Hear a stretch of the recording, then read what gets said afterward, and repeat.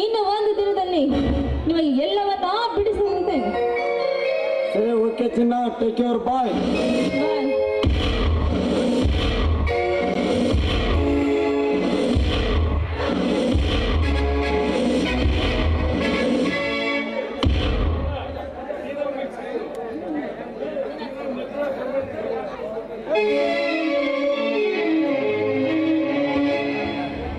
ಇದೇನು ರಾಕೇಶ್, ಏನಿದು ಈ ನಿಮ್ಮ ಅವಸ್ಥೆ?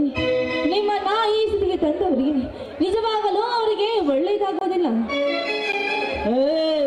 ನೀನ್ ಯಾರೇ? ಮೊದಲು ಅದನ್ನು ಬೊಗಳೆ.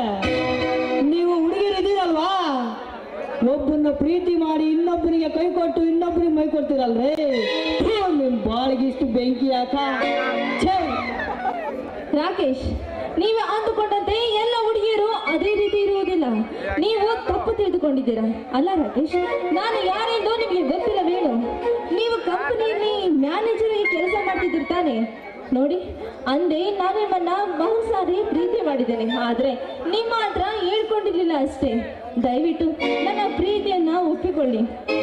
ಈ ನಿಮ್ಮ ಅವಸ್ಥೆಗೆ ಕಾರಣ ಏನೆಂದು ಮೊದಲು ಹೇಳಿ. ಏನು, ನೀವು ನನ್ನ ಪ್ರೀತಿ ಮಾಡ್ತಿದ್ದೀರಾ? ಈಗಾಗಲೇ ದೀಪಳ ಪ್ರೀತಿಗೆ ಬಿದ್ದು ಮೋಸ ಹೋಗಿರುವ ನಾನು ಅಲ್ಲಿಂದ ಹೊರಬರುವುದೇ ಕಷ್ಟವಾಗಿದೆ. ಇನ್ನು ನಿನ್ನ ಪ್ರೀತಿ ನನಗೆ ಬೇಕಾಗಿಲ್ಲ. ಮೊದಲು ಇಲ್ಲಿಂದ ಜಾಗ ಖಾಲಿ ಮಾಡು.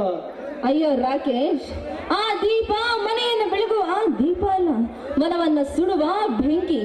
ಅಯ್ಯೋ, ಮೊದಲು ಕೈಯಲ್ಲಿರೋ ಬಾಟಲಿನ ಬಿಸಾಡಿ ನಾವಿಬ್ಬರು ಪ್ರೀತಿ ಮಾಡೋಣ. ಅವಳ ಮುಂದೆ ನಾವಿಬ್ಬರು ಕುಗ್ಗಬಾರದು ಅಷ್ಟೇ. ನೀನು ಹೇಳುವುದು ನಿಜ ಇದೆ, ಆದರೆ ಪ್ರೀತಿ ಒಬ್ಬರಿಗೆ ಮಾತ್ರ ಮೀಸಲಿಡಬೇಕು. ಕಂಡವರಿಗೆಲ್ಲ ಹಂಚಲು ಅದು ಆಹಾರವಲ್ಲ, ಹಣವೂ ಅಲ್ಲ. ಬಟ್ ಅವಳೇ ಆ ರೀತಿ ಮಾಡಿದ ಮೇಲೆ ನಾವಿಬ್ರು ಪ್ರೀತಿ ಮಾಡೋಣ, ಓಕೆ? ಕೊನೆಗೂ ಈ ನನ್ನ ಮಾತನ್ನ ಅರ್ಥ ಮಾಡ್ಕೊಂಡ್ರಲ್ಲ, ಅಷ್ಟೇ ಸಾಕು.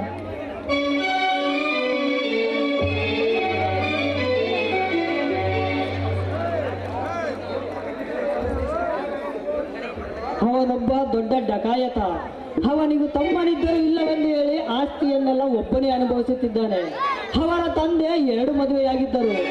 2ನೇ ಹೆಂಡತಿಯ ಮಗ ಮಗಧೀರ ಅಂತ. ಅವರದ್ದು ಕೀಳು ಜಾತಿ ಎಂದು ಮನೆಯಲ್ಲೂ ಸೇರಿಸುತ್ತಿಲ್ಲ, ಹಾಗೆ ಆಸ್ತಿಯಲ್ಲಿ ಭಾಗನೂ ಕೊಡುತ್ತಿಲ್ಲ. ಈ ವಿಷಯ ನನಗೆ ಮತ್ತು ಗುಲ್ಲನಿಗೆ ಬಿಟ್ಟರೆ ಬೇರೆ ಯಾರಿಗೂ ಗೊತ್ತಿಲ್ಲ. ಹೋಗುತ್ತಾ ಎಲ್ಲ ನಿನಗೆ ಮುಂದೆ ಹೇಳುತ್ತೇನೆ, ಬಾ. ಸರಿ, ನನಗಿನ್ನೂ ತಡವಾಯಿತು, ನಾನಿನ್ನು ಹೋಗಿ ಬರ್ತೀನಿ ರಾಕೇಶ್. ಈಗ ತಾನೇ ಅರಳಿರೋ ಪ್ರೀತಿಗೆ ಹೂವು ಹರಳಿ ಸುಮ್ಮನೆ ಹೊರಟರೆ ಹೇಗೆ? ಮಕರಂದ ಸುಗಂಧ ಹೀರುವುದು ಬೇಡವೇ ದುಂಬಿ? ನನ್ನ ಹೃದಯದಲ್ಲಿ ಚಿಗುರಿದೆ ಮುಗಿಲಿನೆತ್ತರ ಪ್ರೀತಿ. ನಿನ್ನ ಹೃದಯದಲ್ಲಿ ಜಾಗ ಕೊಡು ಅದೇ ರೀತಿ. ಹಾಗಾದ್ರೆ ಬನ್ನಿ. ನಿನ್ನ ಮೈಕಟ್ಟಿನ ಹಂದ ನೋಡುತ್ತಿದ್ದರೆ ಚಂದ, ಇನ್ನು ಅನುಭವಿಸಿದರೆ ಆನಂದವೋ ಆನಂದ. ಬಾಚಲುವೆ ಬಾ. ಹಾಗಾದ್ರೆ ಬನ್ನಿ, ಆ ದೀಪಳಿಗೆ ಒಟ್ಟು ಉರಿಸೋಣ.